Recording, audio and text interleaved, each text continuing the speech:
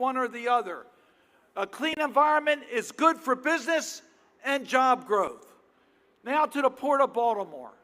The Port of Baltimore is critical to our economy. 13% of our state economy, more than 20,000 jobs directly related to the Port of Baltimore. $137 million a day to our local economy. That's the Port of Baltimore. And on March 26th, when the Francis Scott Key Bridge was brought down by the Dolly, the port was closed. The economy came to a standstill because the port could not operate. Thank you, President Biden, for coming to our rescue and being with us all the way.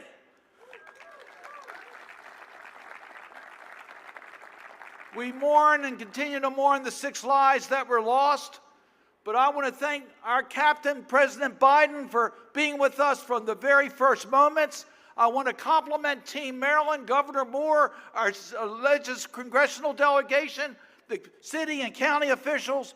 We all stood together. And let me thank the IOA and our workers for what they did in standing with us to make sure the port would remain strong.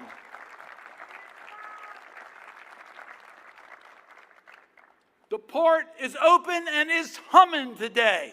We're doing great. We've recovered, and we're getting stronger. And thank you to the Biden administration. We're holding the owners of the Dolly responsible for all the costs so it will not be a burden to the taxpayers. We're recovering the funds.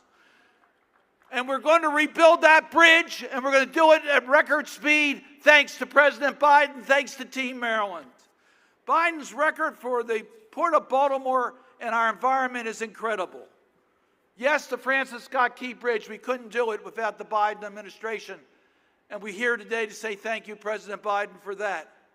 The Howard Street Tunnel that will allow us to double stack, making our port more competitive. Mid-Bay is on its way to make sure that we have a dredge site for our dredge material so we can keep the port to its needed depth. New investments at Seagirt and Dundalk Marine Terminal with partnerships with the federal government. Our environmental leadership in removing lead from pipes for the safety of our children and replacing school buses in Baltimore City. That's all part of the Biden record of helping our community. Light rail vehicles being replaced. And today, an announcement, $147 million plus to help this port be more competitive and more green by decarbonization and electrification of our equipment here at the Port of Baltimore. What a record the Biden administration has provided for our economy and our future. So to President Biden, we in Baltimore say thank you for everything that you have done. The Port of Baltimore's future is as bright as the weather we have today. Thank you, President Biden.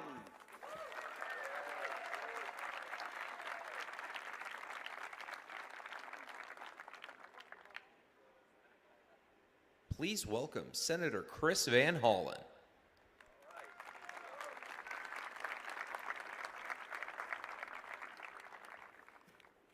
It's great to be with you on this special occasion. If you could join me in giving it up and thanking Senator Cardin, because he may not be running for re-election, but he is running fast through the finish line, and I want to thank him for all he's done for the state of Maryland. And I want to join him and join all of you in welcoming President Biden back to the great city of Baltimore. Welcome back, Mr. President.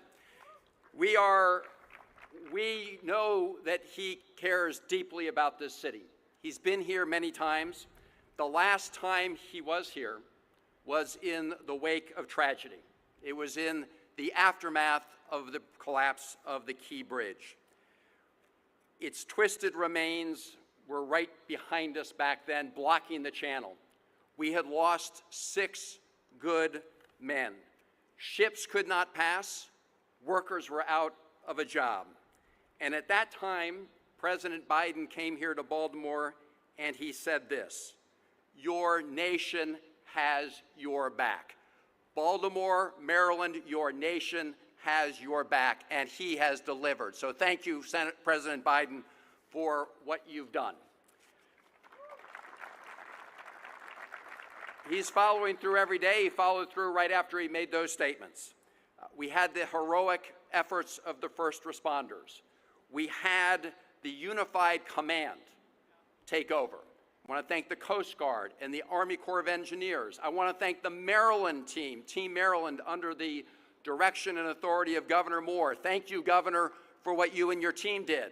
I want to thank Mayor Scott, and I want to thank County Executive Johnny O, and everybody who came together, from the local to the state to the federal level, volunteers from all over the city helping in that hour of need. So now we've got to make sure that we rebuild the bridge. And the good news is we've gotten a federal commitment of 90% federal funding. And as Senator Cardin said, we're going to work together as a delegation, Senator Cardin, Congressman Fume, Congressman Hoyer, Sarbanes, Ruppersberger, the whole team, to get 100% funding commitment from the federal government before the end of this year to rebuild the Key Bridge.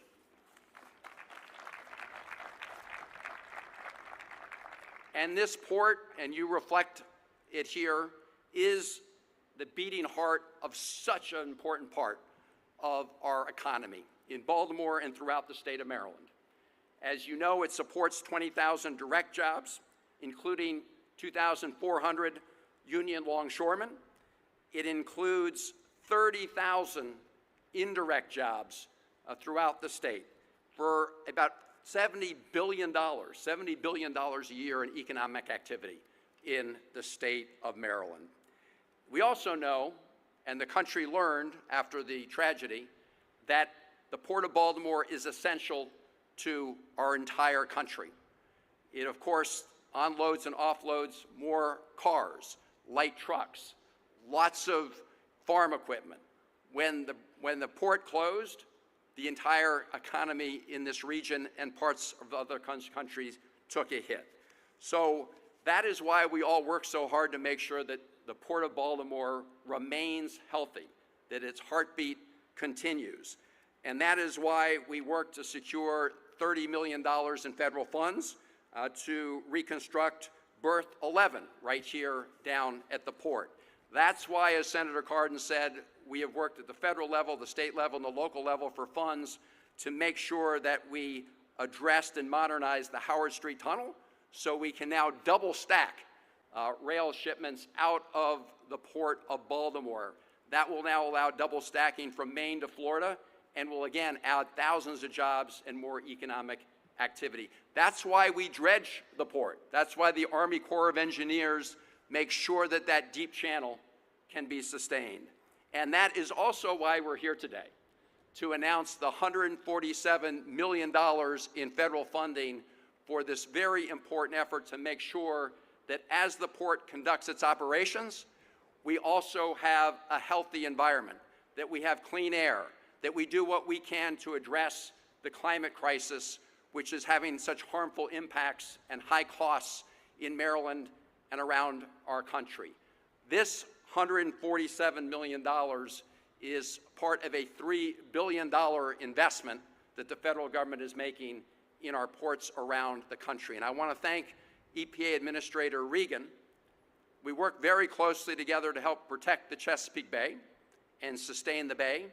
And this is part of the effort to make sure that operations here at the Port of Baltimore and around the country are done in a sustainable way that makes sure that we can have a healthy environment. And I want to thank Gloria Nelson from Turner Station for all the work that she does on behalf of the local community.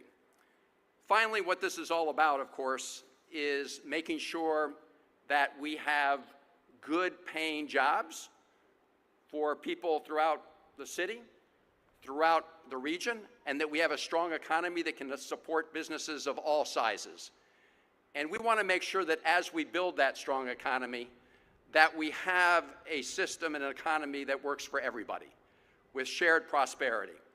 And that's why I was honored to join the longshoremen on the picket lines to make sure that they receive their fair share for their hard work. And I want to thank Scott Cowan and all the members of the ILA.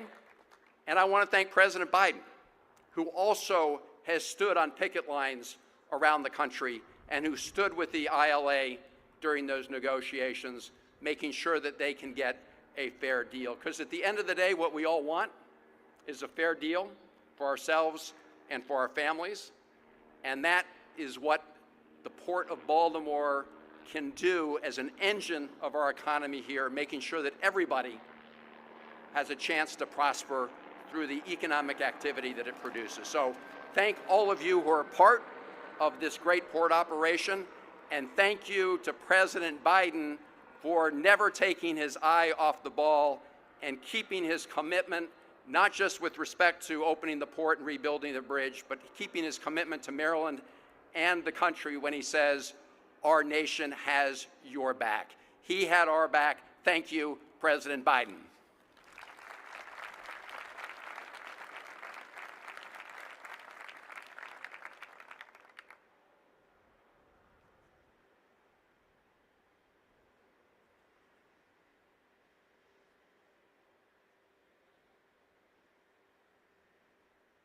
Please welcome Representative Kawisi Mfume.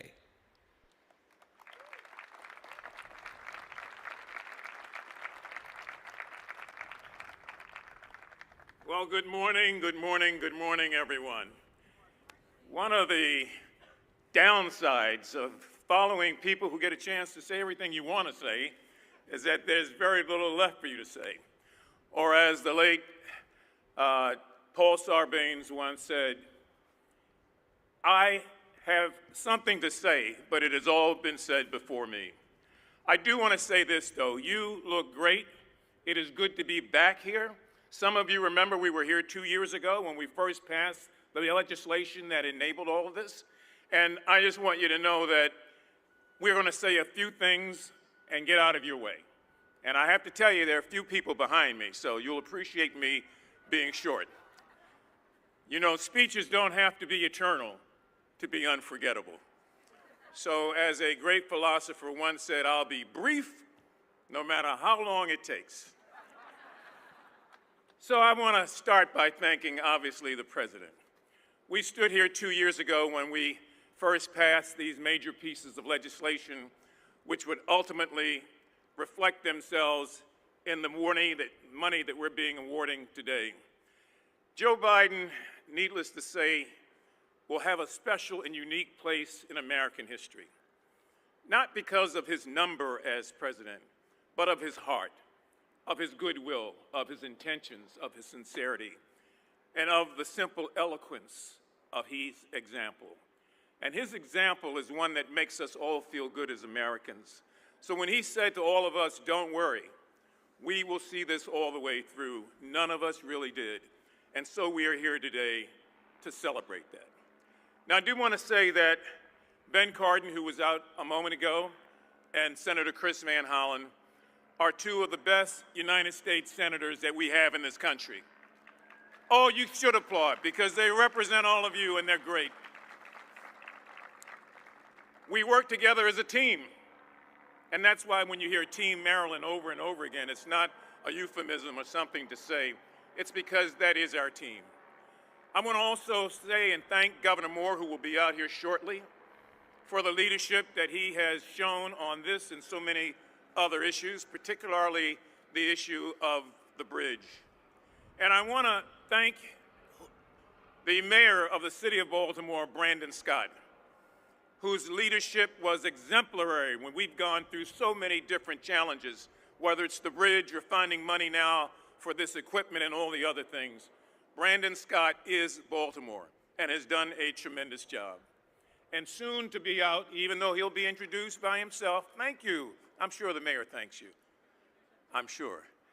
Is soon to be Congressman Johnny Olszewski, who will be coming out to say a few words. Now, Scott Cowan, I don't know if you're here or not, but if you are, just let me say that it's always been a pleasure to work with the hard-working men and women of Local 33, the longshoremen, and you're going to get a special surprise while one of those today that I'm not going to tell you about. But it's good to see so many people from organized labor here, the unions of this country, here in support of the most pro-union president ever. I'd be remiss if I didn't call again the names of two very important groups, the Coast Guard and the Army Corps of Engineers, for all that they have done to help us. Now, you heard the name of Gloria Nelson. I'm going to repeat it because we want to make sure that people know that the affected communities have been fighting for a long time to find a way to be heard. Ms. Nelson is the mayor of Turner Station. And so whether it's her or the people of Curtis Bay or the South Baltimore communities or every inlet in which this bay and this river touches, we hear you, we see you, and we are there for you as we are there for the Chesapeake Bay. So it's important as you take this opportunity to celebrate, and I hope we do celebrate here, that you remember how fortunate this city has been through many, many years and through many, many presidents, and how important it has always been because all of you have continued to push and to make your presence known. I'm happy to be a part of Team Maryland. I'm happy to have the president here today. We are happy to announce this award of $147 million, and we're glad that we can do it under sunshine, blue skies, and in front of all of you. Thank you very much.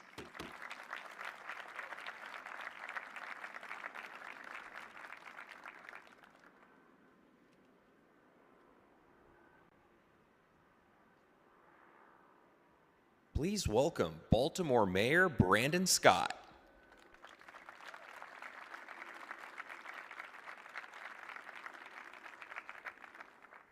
Good afternoon, Baltimore. Welcome again to the beautiful, best port in America, the Port of Baltimore that is once again buzzing. Let's give a big round of applause for all of our port workers here who do the great work each and every day. I want to say thank you to the best congressional delegation that any mayor has in these United States of America for being so important to us, but most importantly for always understanding how important Baltimore is, not just to our state, but to this country. Thank you all. We are blessed to have President Joe Biden and his entire team here again. We've been so blessed to have his presence and his partnership so often since the very first day he became president. Of course, he was one of the first people who called us following the Key Bridge tragedy, and that partnership we know continues to shine bright today. But that's not the only thing. We've had the Biden-Harris administration's partnership in investing in our young people like ever, never before, through the American Rescue Plan Act. We've had the Biden-Harris administration's partnership in reducing gun violence in Baltimore at historic rates, thanks to their support through the first ever Office of Gun Violence Prevention. We've had their partnership in investing in our infrastructure to help Baltimore's renaissance grow and to overcome historic wrongs like the highway to nowhere that destroyed a black community in West Baltimore. And there are so many other things that you see sprouting up throughout the city of Baltimore that are happening thanks to President Joe Biden. And Mr. President, I'll be remiss if I didn't take the opportunity to personally say thank you for being the mentor and friend to me that you have been. When I wanted to pursue or press an issue, you supported me. When I was taking on racist attacks after the Key Bridge collapse, you told me to keep going and to keep proving them wrong. Every single time I had a question, every single time I needed help, you were there. Mr. President, thank you. I'm a better man and a better mayor because you took the time to invest in me and into my city. And in this precarious moment, thank you. And in this precarious moment in American history, I am so honored to call President Biden a friend and a partner in the work to make Baltimore the best version of itself through tenacity, unfailing vision, and of course, a little bit of Old Bay sprinkle grit. And today, I could not be prouder to welcome him home because he'll tell you all the Bidens came to Baltimore first. And all of you again to the greatest city in America, the city of Baltimore. Thank you very much.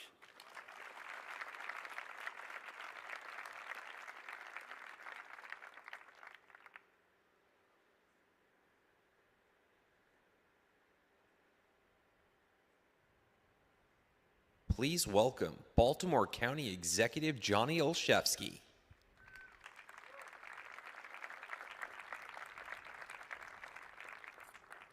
Well, good afternoon, everyone, and thank you, President Biden, for the ways in which you continue to show up for Baltimore and for us all.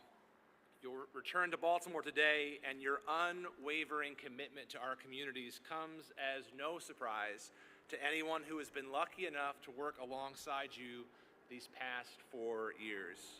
Thank you also to our Governor Wes Moore, our outstanding federal delegation, Senators Cardin and Van Hollen, Representatives Hoyer and Fume, Ruppersberger and Sarbanes, our port workers, members of the ILA, my dear friend Mayor Scott, and to all of our partners in progress. All partners who stood beside you, Mr. President, and the entire Biden-Harris administration, working hand in hand to respond to the tragic collapse of the Key Bridge, the most coordinated and comprehensive government response I have ever seen. Your team got to work, never stopped, ensuring our communities had everything they needed. As we continue to remember our 6 neighbors lost to that disaster, we are reminded why it matters to have a president like you, someone grounded in decency, humility, with a deep care and compassion for others. It's that kind of leadership that reopened the Port of Baltimore in 11 weeks, not 11 months. Leadership that recognizes unions help to build the middle class. Leadership that passed the Inflation Reduction Act, showing that America can tackle our challenges head on while making the largest investment in our nation's history to combat climate change. Leadership that helped deliver the American Rescue Plan and the Bipartisan Infrastructure Act, tools that are empowering local leaders to make unprecedented investments in our workforce, our roads, our parks, and our waterways, and leadership that will ensure we rebuild the Key Bridge and do it quickly. Welcome again to Baltimore, Mr. President. Thank you not only for coming back, but thank you for always having our back. God bless you, God bless Baltimore, and God bless the United States of America.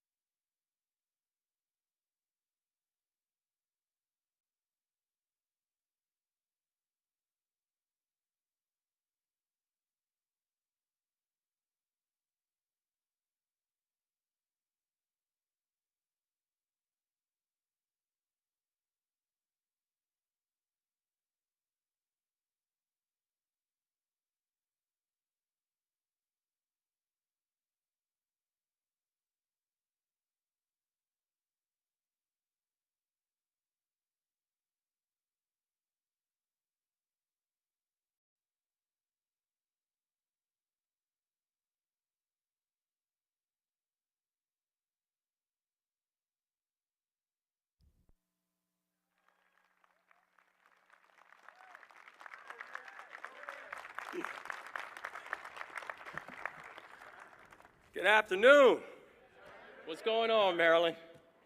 It is good to be here, and it's great to be in this moment, and it's great to be here in this space. Because last time that President Biden was here in Baltimore, he was here because of a tragedy. A tragedy not just to our state, not just to the city of Baltimore, not just to Dundalk and Turner Station, but also a tragedy to our entire country. So it's great that today we're here because of triumph. A triumph not just for Baltimore and Maryland and a triumph for Dundalk and Turner Station, but a triumph for this entire country.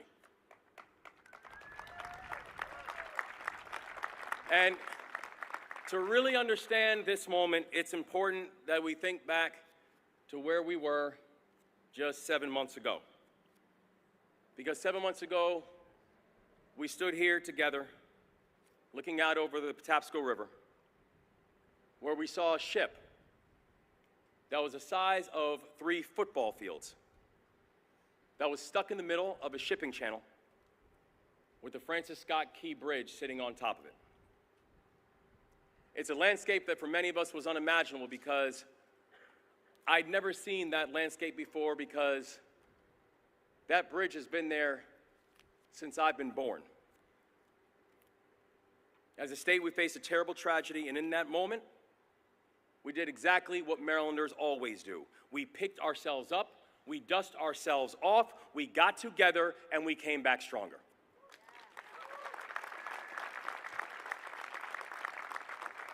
And so when people asked the question and said, so how did y'all get the channel cleared so quickly? How are y'all able to move a massive vessel without a single major injury? How are you able to support our amazing workers and businesses and victims of the tragedy? And my answer is simple. It's because we have the best workers on the planet, and it's because I have the best partners that any governor could ever ask for. And I want to say from the bottom of my heart, and I will say it until my last breath, thank you, President Biden, and thank you, Vice President Harris.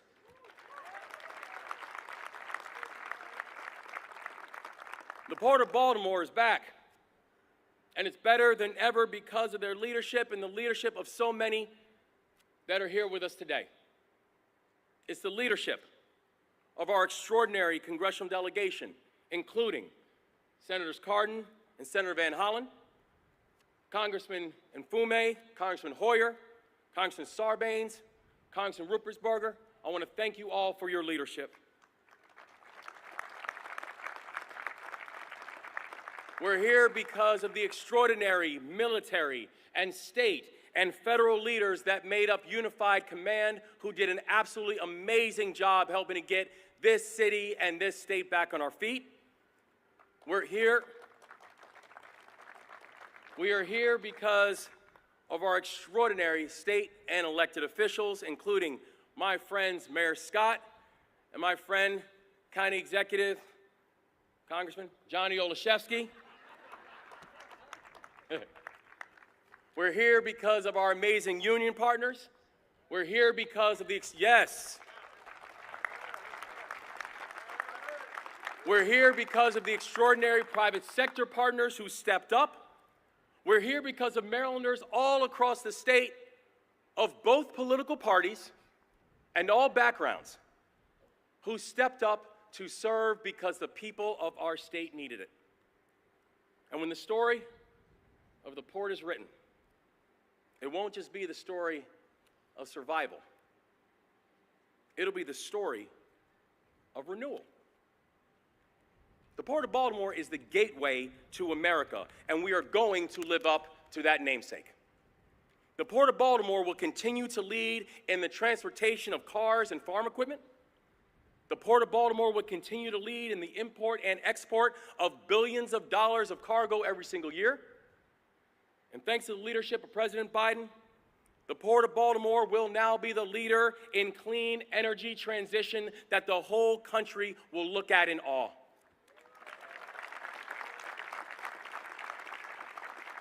And let's be clear, this matters not just because of things like zero-emission vehicles and electrification. will be good for the environment.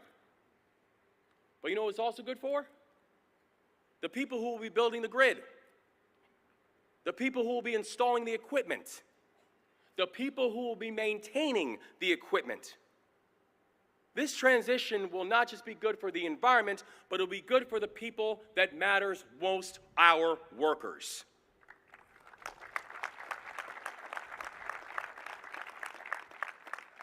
And I want to end by speaking directly to our friends from the International Longshoremen's Association.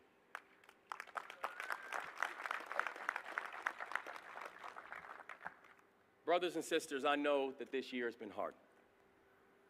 I know you and I have gathered here at Dundalk Terminal quite a few times in these past months.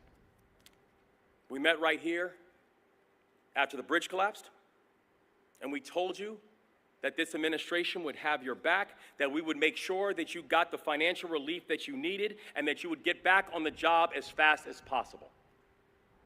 We met here again when you went on strike, and together, we stood on the picket lines.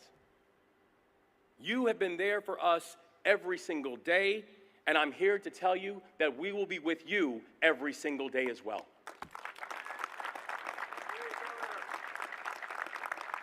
No matter the challenge, no matter the test, please know this: you have a true partner in the Biden-Harris administration, and you will always have a true partner in the Moore-Miller administration as well.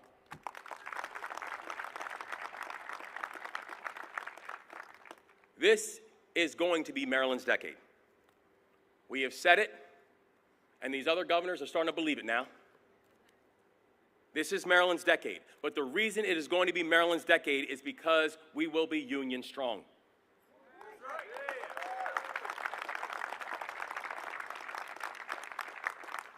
And in that spirit, I am honored to introduce our next speaker. She is a port worker. She's a proud member of the ILA. She's a person who is the first and only female rubber tire gantry operator at the Port of Baltimore, so she's a history maker. And she's someone who defines what it means to be Maryland tough and Baltimore strong. Please welcome my new friend, Gwendolyn Stewart Williamson.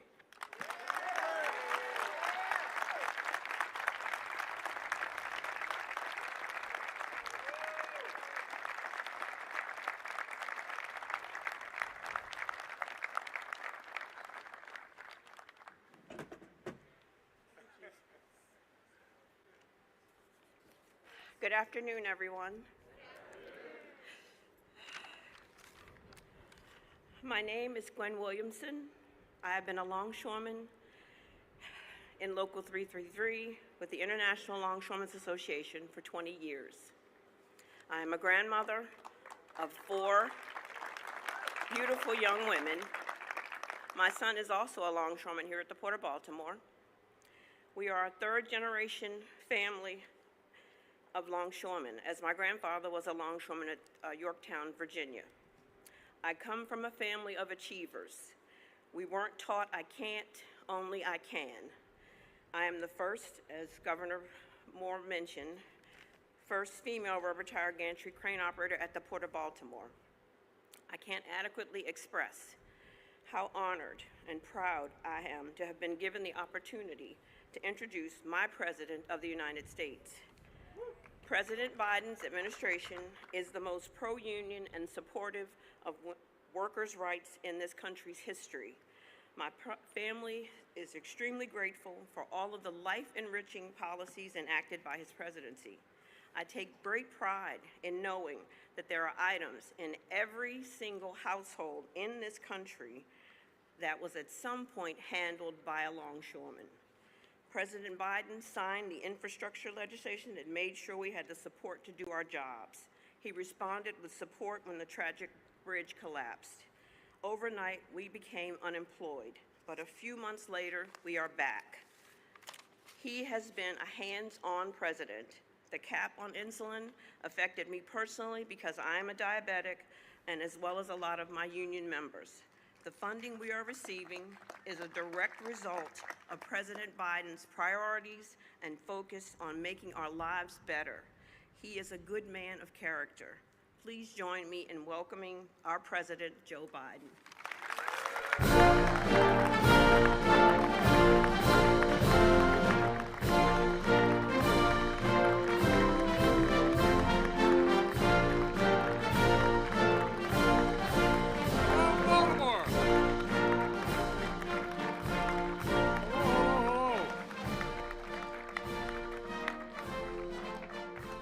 Don't jump, guys, all right?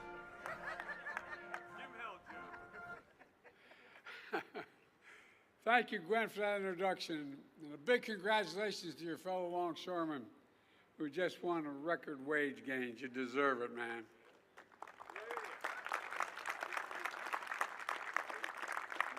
You know, I'm called the most pro-union president in history. It's not hard, man. It's a simple proposition. Middle class built this country, and unions built the middle class. Period. I mean it. They sacrificed so much to keep America's ports open, especially during the pandemic. They deserve a strong contract. I also want to thank Governor Moore. I think he may be the best governor in the country, man. Where are you, Gov? I tell you what, man, I wish I had played ball with him. You know, and Mayor Scott, there you go. Stand up, man. Let him see you. This guy's got, being a mayor of a major city is one of the hardest jobs in American politics. They think you have all the answers and they know where you live.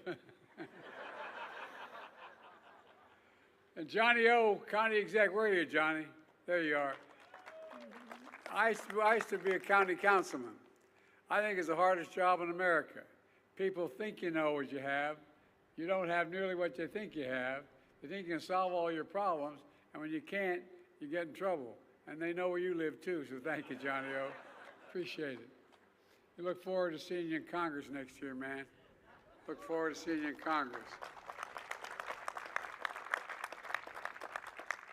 And Senator Ben Cardin, Senator Chris Von Halen. What the hell's his name? He's new. Chris and I have been doing this for so many years now, it's getting old. Or at least I'm getting old. Chris isn't getting old. And Ben, we're going to miss you in the Senate. We're going to miss you in the Senate. And I want to thank Congressman Mufumi and Ruppersberger and Sarbanes. But, you know, every time I see Sarbanes, he seems about a foot taller. I don't know, man. Work his dad taught me that I better understand and learn. I better learn Greek or I'm going to be in trouble. And my good friend, and he is a good friend, we've shared a lot together, Steny Hoyer. Steny, thanks for all you've done, pal.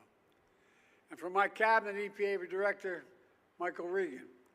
You know, last spring in the dead of night, that massive container ship crashed into Key Bridge. Within seconds, steel beams crumbled into the harbor like toothpicks. 30,000 people lost their daily route to work, to school, and to home. 20,000 port-related paychecks became at risk. 6 construction workers were killed in the process. All were Marylanders, hard-working, strong, and selfless.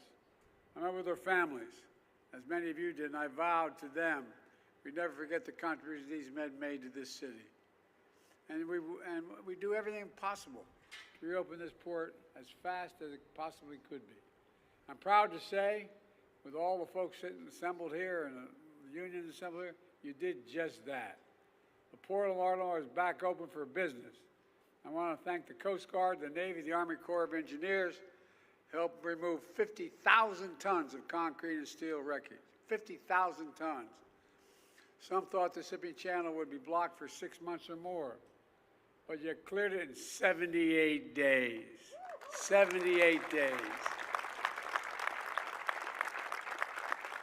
On top of this, my administration provided $60 million in federal funding for response and recovery, offered grants to displaced port workers to get paid to help with the cleanup, and teamed up with businesses to keep auto and farmer shipments moving.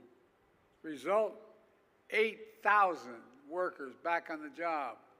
Over 100,000 tons of cargo pass through this port again on a daily basis. But as I promised last spring, we won't stop until the new bridge is finished completely. Finished. I'm calling on Congress to fully fund it this year, before we go out, this year. New bridge built with American steel and union labor. And that's not all.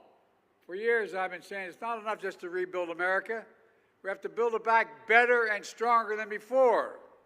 That's why today I'm proud to announce we're delivering $3 billion in funding from my Inflation Reduction Act to help clean up and modernize ports in 27 different states and territories, from Pennsylvania, Georgia, Michigan, and beyond, including, yes, Puerto Rico.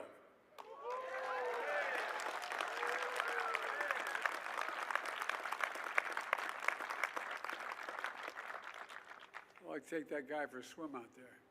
Anyway.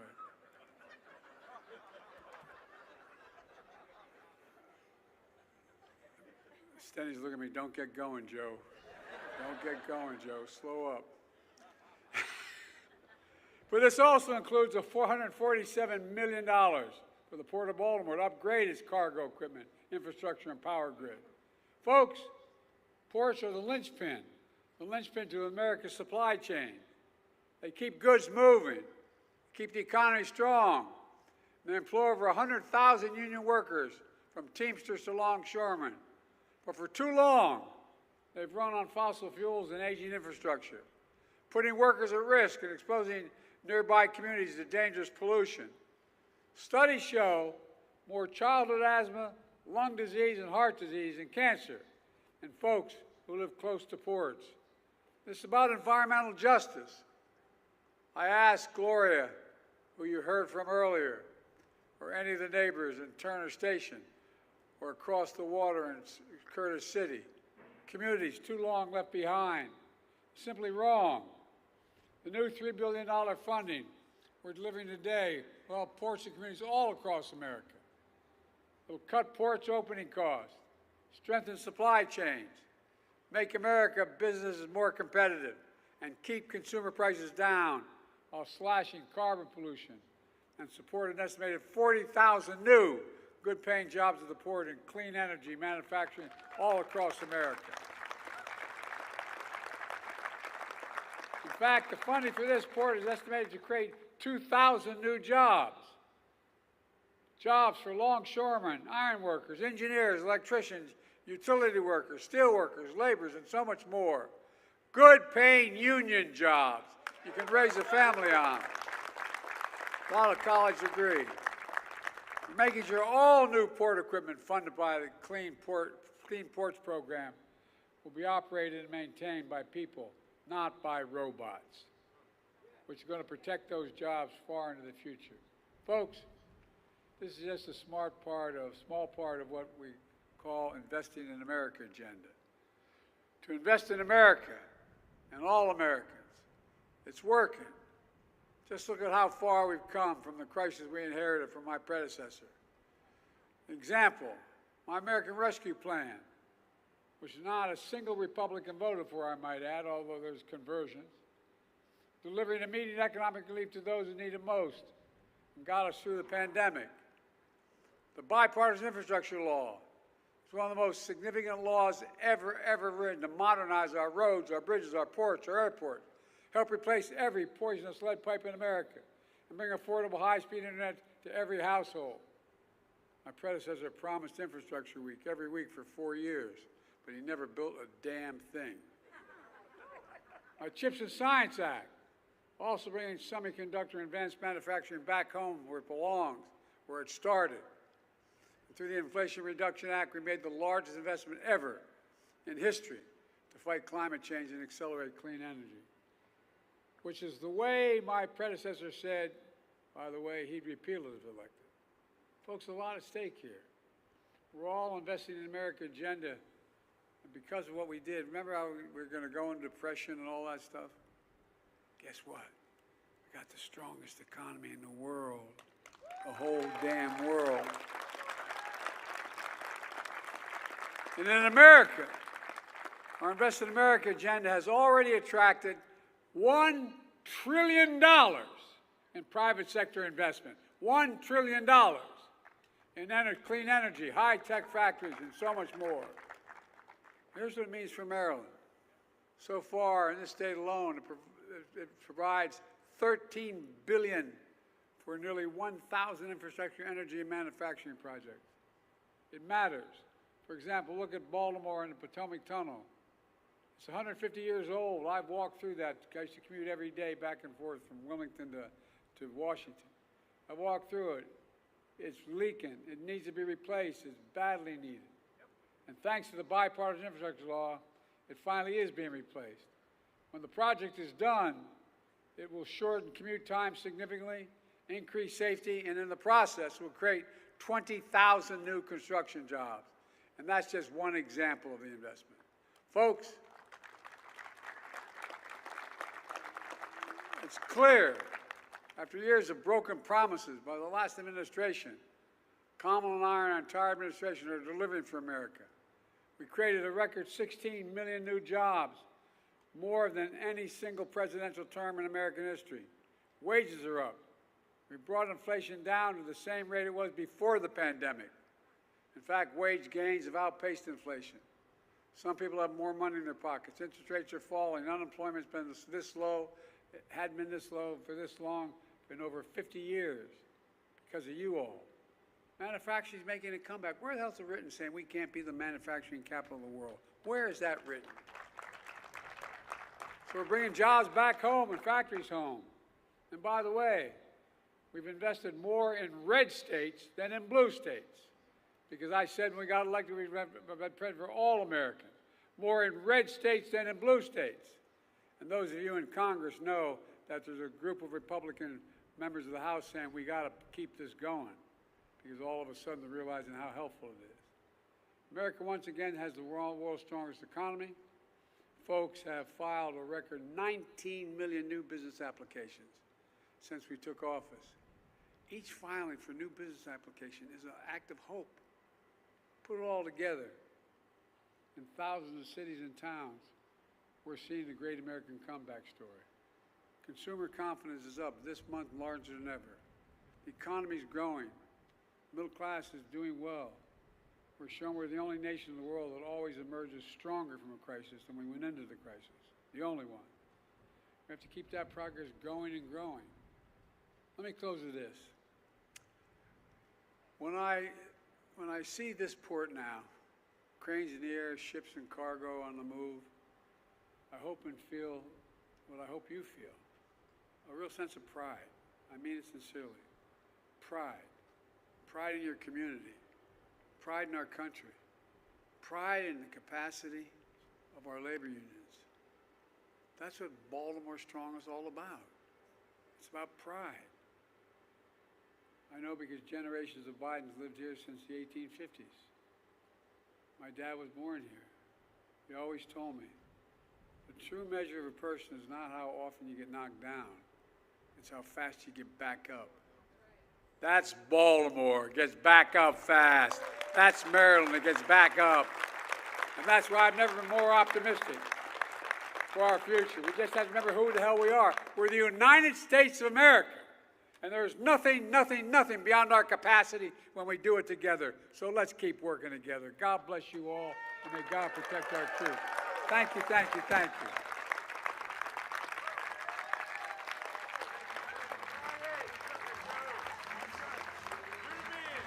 Thank you. Thanks.